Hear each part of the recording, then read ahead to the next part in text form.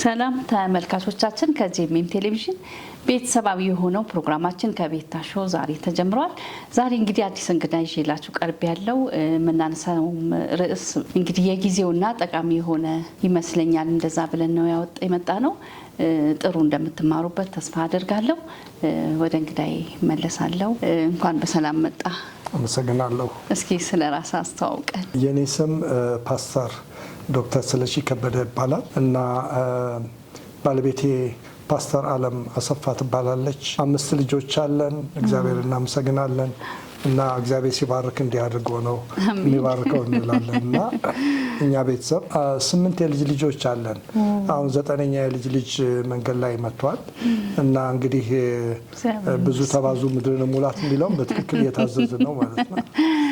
በጣም ደስ ይላል። እስኪ ስለ አገልግሎት ብትነግረን። ቤተሰብ ላይ ታገለግላለህ፣ ታማክራለህ፣ ትምህርት ትሰጣለህ። ስለሱ እስኪ ንገረን። እንግዲህ ይሄ የቤተሰብ አገልግሎት እኔና ባለቤቴ ከተጋባን አሁን ወደ 43 ዓመት ነው እና እንግዲህ ማለት የምችለው ላለፈው 40 ዓመት ማለት እችላለሁ እና በተጋባን በአመቱ ነው ማገልገል የጀመርነው እና ትልቁ ጥያቄያችን ምንድን ነው? በእኛ ጊዜ እንደ አይነቱ ትምህርት አልነበረም። ወጣቶች ቁጭ ብለው ስለ ጋብቻ ትምህርት፣ ስለ ቤተሰብ ትምህርት አልነበረም። አብዛኛውን ጊዜ ስብከት ላይ፣ ወንጌል ማሰራጨት ላይ፣ ደቀ መዝሙርነት ላይ እንጂ የቤተሰብ ትምህርት እንደዚህ ስትራክቸርድ ሆኖ የመሰጠት ነገር አልነበረም። የአሁኑ ዘመን ወጣቶች እድለኞች ናችሁ። ይህን መናገር ፈልጋለሁ።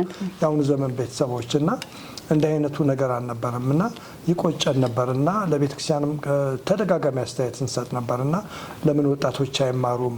ለምንድነው አንዳንድ ነገሮችን እያየን ይሄ ነገር እንዲስተካከል ለምን አይደረግም እያለን እንወተውት ነበረ። ለካ እኛ ውስጥ የነበረው ጩኸት ሸክሙ ራእዩ እኛ ጋር ስለነበረ ነው። እኛ በተጋባን በጥቂት ጊዜ ውስጥ ነው ሌሎችን ወጣቶችን ማገልገል ማስተማር የጀመርነው እና እንግዲህ እውነቱን ለምናገር ከሆነ በኢትዮጵያ እንደገናም ደግሞ በአፍሪካ፣ በአውሮፓ፣ በአሜሪካ በተለያዩ ሀገሮች አገልግለናል። በተለይ መካከለኛው ምስራቅ እና በጣም ብዙ ሀገሮች እነ አቡዳቢ፣ እንደገና ደግሞ ዱባይ እና የተባበሩት አረብ ኤምሬት ይህንን የሚያዳምጡ እንግዲህ እነ ፓስተር ዮኒ በደንብ ያውቃሉ። ብዙዎች ደግሞ ወደ ሰሜን አፍሪካም እየሄድን ብዙ አገልግለናል። እግዚአብሔር በሩን ከፍቶልን ማለት ነው እና ይሄን አገልግሎት የቤተሰብ አገልግሎት የኔም የባለቤቴም አገልግሎት ነው እና ወጣቶች ላይ እናገለግላለን፣ ባለትዳሮችን እናገለግላለን። እንደገናም ደግሞ ካውንስሊንግ በተለይ የግል እንዲሁ በተለይ በወጣቶችንም ሆነ ባለትዳሮች ከጋብቻ ጋር ባለው ጥያቄ ወይም ደግሞ አንዳንድ ችግሮች ሲያጋጥማቸው ለማማከር እንሞክራለንና እግዚአብሔር ረድቶን ከ1 2 3 ኬዞች ወደ ፍርድ ቤት የደረሰ ከፍርድ ቤት ወጥቶ የታረቁትን ሁሉ እናስታውሳለንና ስንመለከተው በጣም ትልቅ ሜዳ ነው። ትልቅ ሰፊ የሆነ ሜዳ ነው። ብዙ አገልጋዮች ብዙ ሰራተኞች የሌሉት ሜዳ ነው ማለት እችላለሁና በተለይ አገልግሎቱን ትልቅነት ብቻ ሳይሆን የአገልግሎቱን ስፋት ሳየው ዛሬ የፍቺው ቁጥር በከፍተኛ መጠን እየሄደ ነው እና ወደ 50 እየተጠጋ ነው ፐርሰንቴጅ እና ቤተክርስቲያን ምን እያደረገች ነው?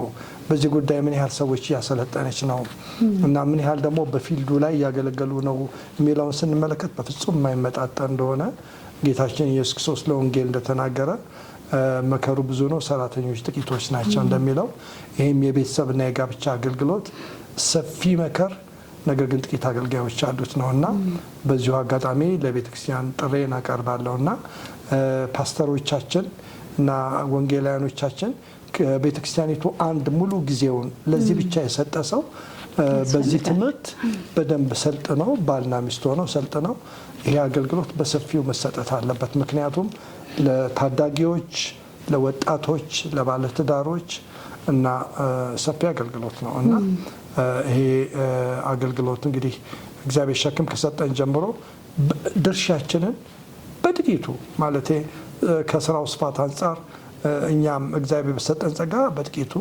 ይሄንን ለማገልገል እየሞከርን ያለን አሁንም ያገለገለን። በጣም ደስ ይላል። እንግዲህ መጋቢም ነህ፣ ትሰብካለህ፣ የቤተሰብ አገልግሎት ምን ላይ ታገለግላለህ? እና የሁለቱ ልዩነት ምንድነው ትላለህ? እንግዲህ ምናልባት ከተመሳሳይነታቸው ብጀምር ደስ ይለኛል። አሁን የኢትዮጵያ ገነት ስነ መለኮት ኮሌጅ ፕሪንሲፓል ነኝ። ስነ መለኮት ትምህርት ቤት ውስጥ አገለግላለሁኝ እና እንደገና ደግሞ ስብከትም ሰብካለሁኝ። ምንድነው የማየው? ሁለቱም እውነትን የማስተላለፊያ ቦታዎች ናቸው። እውነትን ምንድነው በአደባባይ የመግለጥ አገልግሎት ናቸው። እንደገና የቤተሰብንም አገልግሎት ስንመለከት የቤተሰብ አገልግሎት ከመጽሐፍ ቅዱስ የተለየ አይደለም። ምክንያቱም የኔም ሆነ የባለቤቴ አገልግሎት ቢብሊካል ካውንስለር ነን እኛ።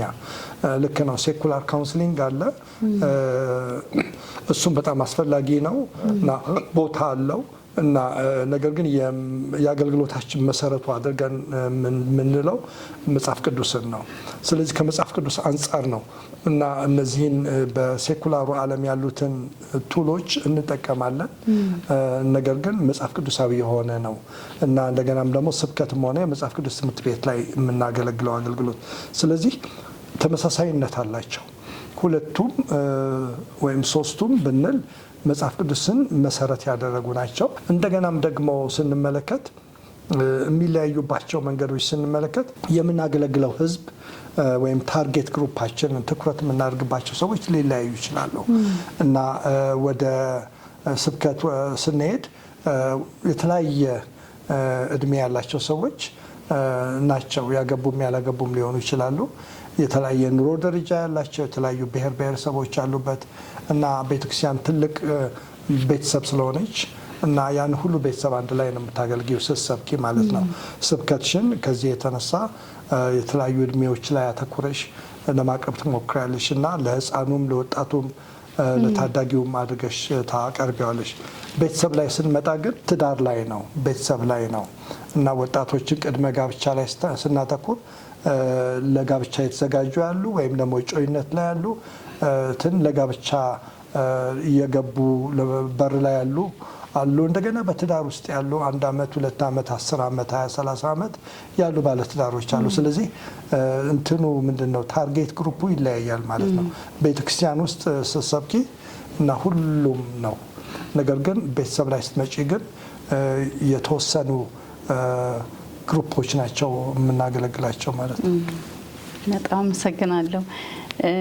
እንግዲህ በዚህ በቤተሰብ አገልግሎት ብዙ አመት ነው ያገለገልከው ብዬ አስባለሁ እና 40 ዓመት እና ከዚህ ምን የተለየ ያጋጠመ ነገር? ብዙ ነገር ያጋጥመሃል፣ ግን እንደው ለየት ያለ ብለህ የምትለው ነገር አለ? እንግዲህ በቤተሰብ አገልግሎት አንድ ነገር የተማርኩት ነገር ቢኖር ምንድን ነው እኛ እንደ እግዚአብሔር አገልጋዮች የእግዚአብሔርን እውነት ለሰዎች እንነግራለን፣ እናሳያለን። ውሳኔውን ግን ለሰዎች ነው መተው ያለብን። አንዳንዴ በጣም ደክመሽ አገልግለሽ ብዙ ነገር ከሄድሽ በኋላ ሰዎች አይ ብለው የመከርሻቸውን ያሳይሻቸውን ነገር ሊተውት ይችላሉ፣ ወይም የመከርሽውን ነገር ውጤት ላያመጣ ይችላል። ያኔ ተስፋ እንድንቆርጥ የሚያደርግ ሁሉ ሰዓት አጥፍቼ ትያለሽ።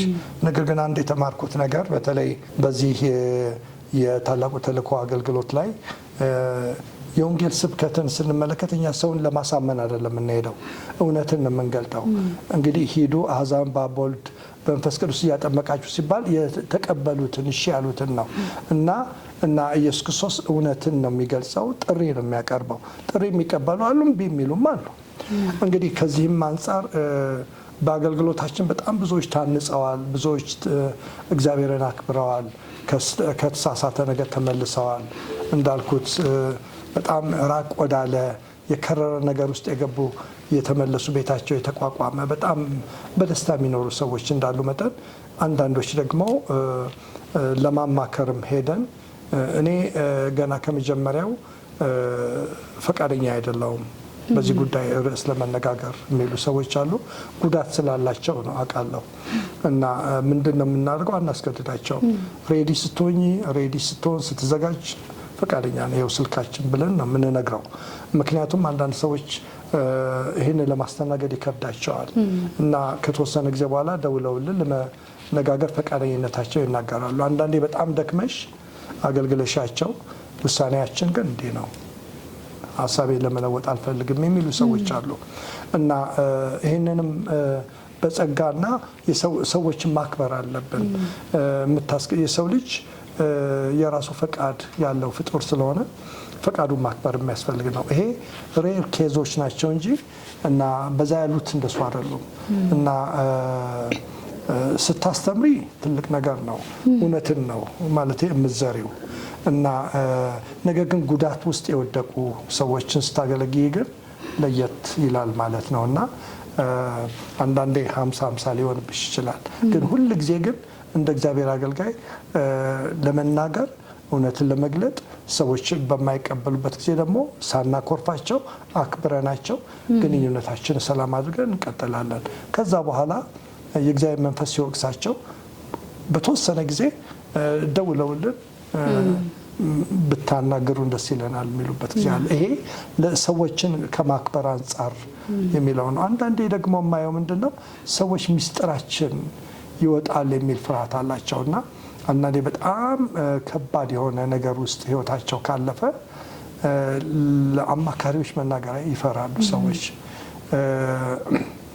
ምንድን ነው የሚባለው የምንነግራቸው ሚስጥር የባቄላ ወፍጮ አይደለም ይባላል። ወይም ደግሞ አማካሪ የሚስጥር መቃብር ነው የሚባለው። እኔ ቤተክርስቲያን የማታውቀው የምእመናን ብዙ ሚስጥሮች በግል የነገሩኛል።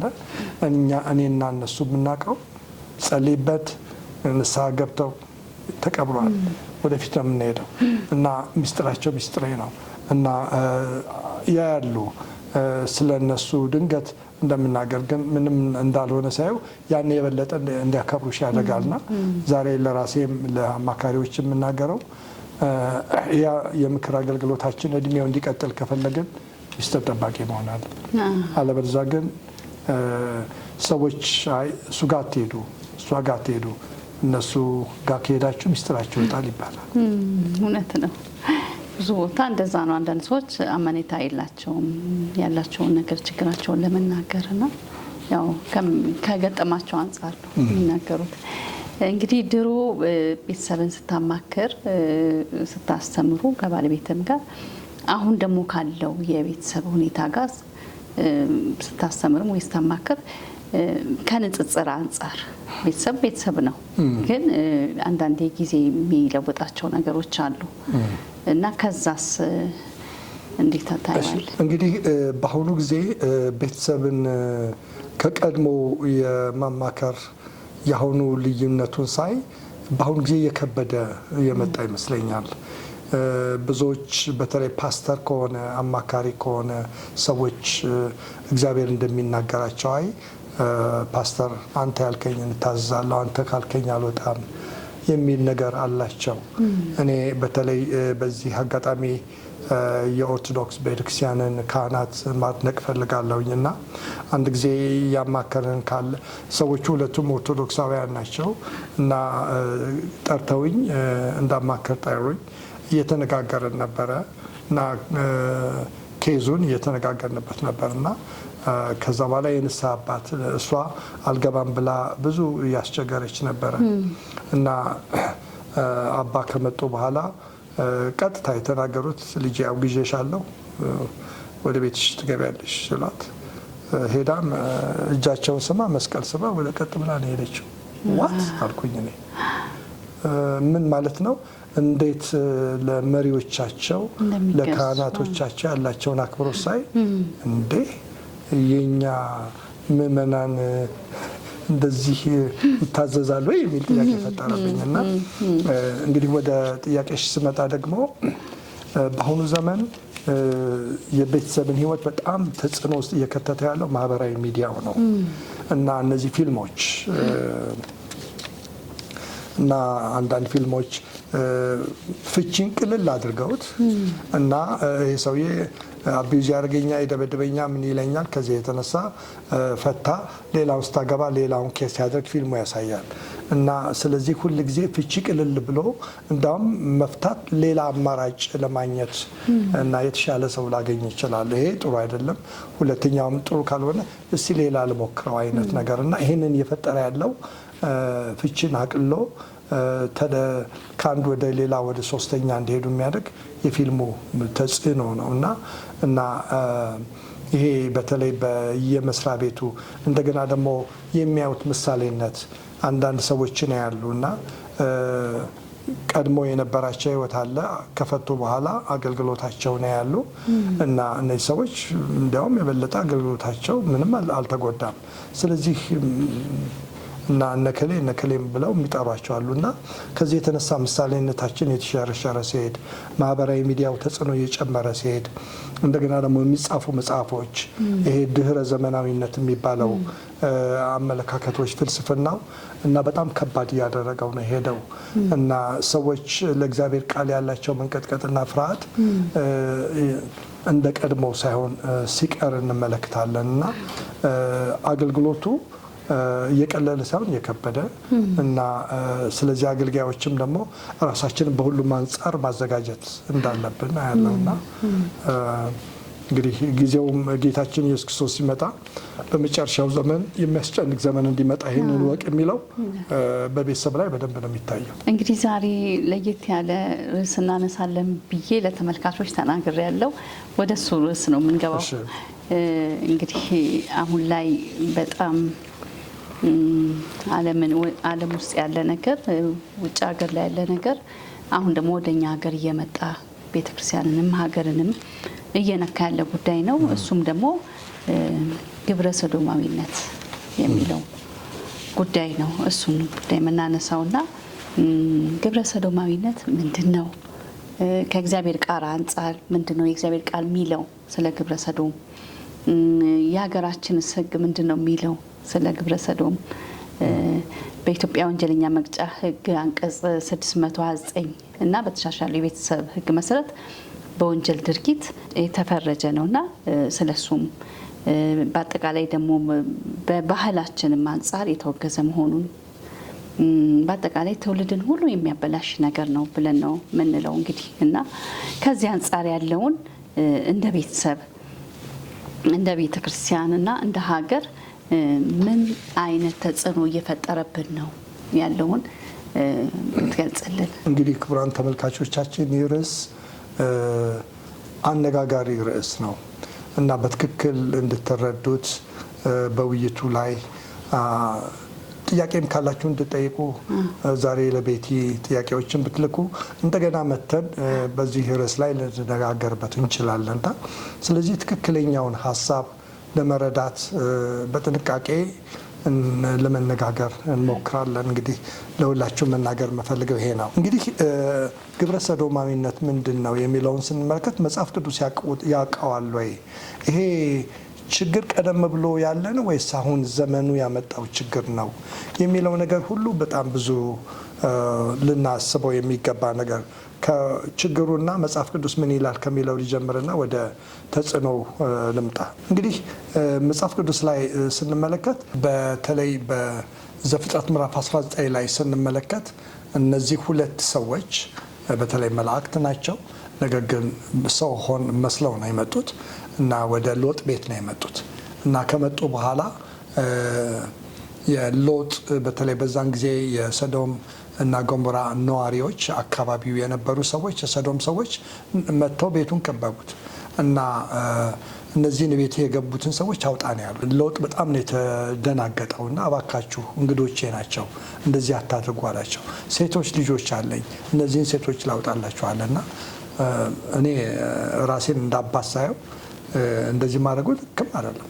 እኔ በሆነ አደርገዋለሁ ወይ ብለው በፍጹም የማይሞከር ነው። ነገር ግን የመጨነቁን ሁኔታ ማየት ትችላላችሁ። እባካችሁ አታድርጉ አላቸው።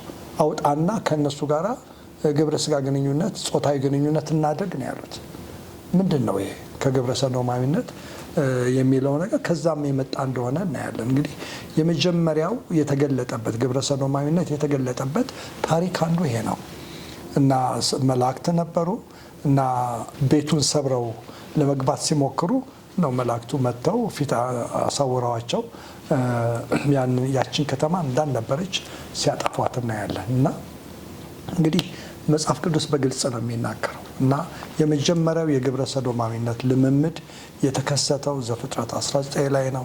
ከዛን ጊዜ በኋላ በተለያዩ የመጽሐፍ ቅዱስ ክፍሎች ላይ ታይቷል እና በግልጽ ደግሞ በሮሜ ምዕራፍ 1 ላይ ጳውሎስ ይሄ ልምምድ የእግዚአብሔርን ቁጣ የሚያመጣ ልምምድ እንደሆነ በግልጽ አስቀምጧል።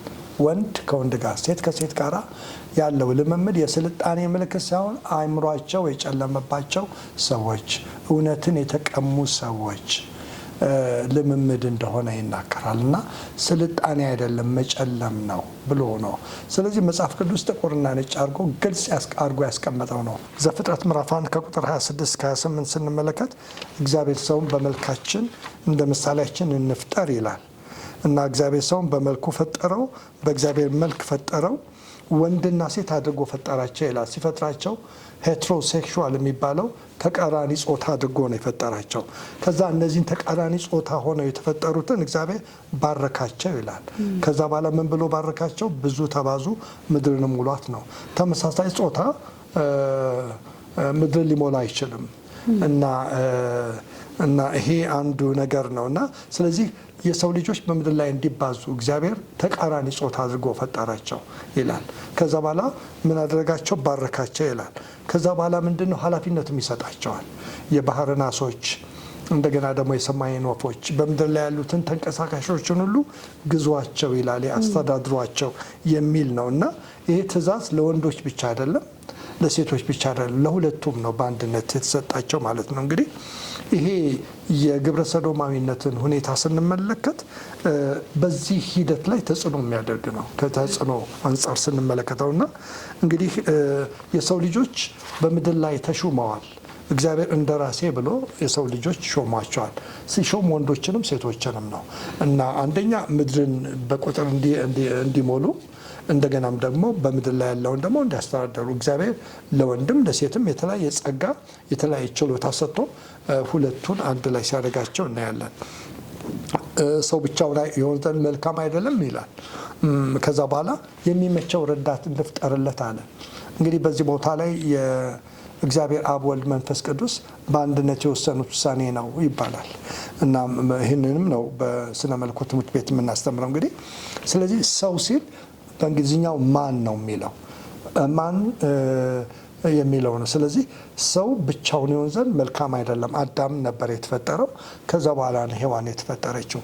አዳም ብቻውን መሆኑ መልካም አይደለም። ስለዚህ የሚመቸው ረዳት እንፍጠርለት ብሎ ሌላ አዳም አይደለም የፈጠረለት፣ ሴትን የፈጠረለት እና እነዚህ ወንድና ሴት የሆኑት ናቸው ምድርን ለመሙላት እና እንደገና ደግሞ ኃላፊነቱ የተቀበሉት በእግዚአብሔር ፊት። ከዛ በኋላ ዘፍጥረት 2:24 ላይ ስለዚህ ይላል፣ ስለዚህ ሰው አባትና እናቱን ይተዋል። ሰው የሚለው አሁንም ወንድን ነው፣ አዳምን ነው። ከሚስቱም ጋር ይጣበቃል ይላል። ሴትን ነው የሚናገረው። ሁለቱ ይላል። ሁለት ሲል ሁለት አይነት ጾታዎችን ሳይሆን ወንድና ሴትን ሁለቱም አንድ ስጋ ይሆናሉ ይላል። አንድ ስጋ ማለት የሩካቤ ስጋ ግንኙነት ወይም ጾታዊ ግንኙነት ነው። ስለዚህ ስለ ጾታዊ ግንኙነት ሲናገር ገና ሰው ሲፈጠር እግዚአብሔር ወንድና ሴት አደረጋቸው ይላል። ከዛ በኋላ አዳምን ሰው አባትና እናቱን ትቶ ከሚስቱ ጋር ይጣበቃል ይላል።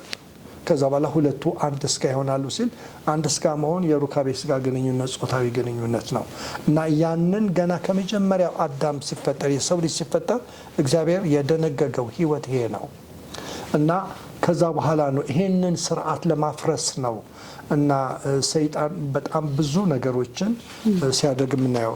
በተለይ ለሁላችሁም በተለይ ተመልካቾቻችን በተለይ በመጽሐፍ ቅዱስ ላይ ይህንን ክፍል እንድታነቡት የምፈልገው ሐዋርያው ጳውሎስ በግልጽ የተናገረው ሀሳቦች አሉና ይህን እንድንመለከተው ፈልጋለሁ እና በሮሜ ላይ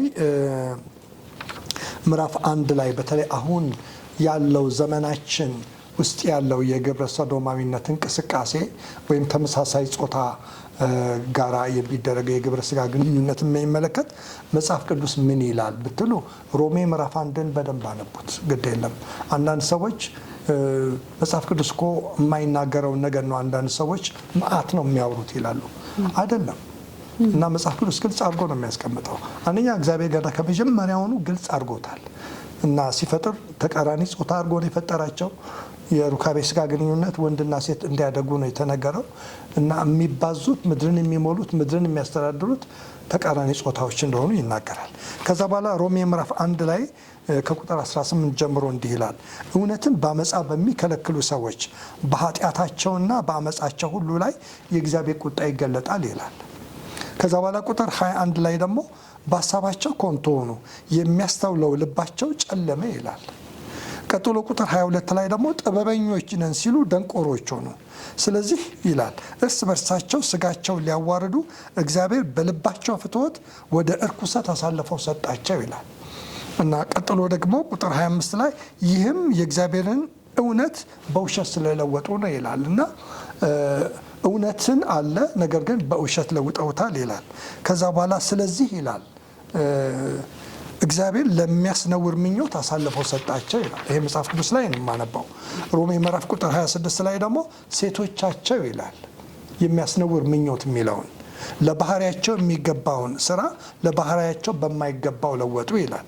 ምን ማለት ነው ብላችሁ ብትጠይቁ ቁጥር 27 ላይ ደግሞ እንዲሁም ወንዶች ደግሞ ለባህሪያቸው የሚገባውን ሴቶችን መገናኘት ትተው እርስ በርሳቸው በፍትወታቸው ተቃጠሉ፣ ወንዶች በወንዶች ላይ ነውርን አድርገው በስህተታቸው የሚገባውን ኃጢአት በራሳቸው ተቀበሉ ይላል።